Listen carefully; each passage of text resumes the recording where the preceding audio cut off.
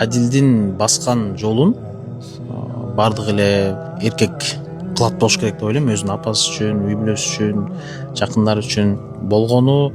Дал ушул тасмадагы Адилдин баскан жолу бул жөө алып барып атпайбы? Биз баягы жөө алып барыш керек деген нерсени көргөзгүбүз келген эмес да. Башында сценарийди ойлонуп атканда азыркы заманда эми самолет бар. Кандай адам азыр жөө барышы мүмкүн, азыр самолет бар, анан жөө алып баргыла деген нерсени дагы баягы адамдарды үндөө албашыбыз керек деген нерсеге көп убакытка чейин кетти.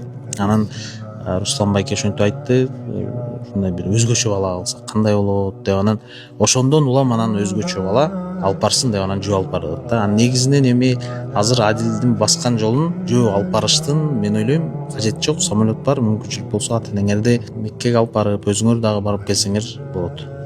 Эгерде ошондой заман болуп, ошондой эме болсо, албетте алып барат элем.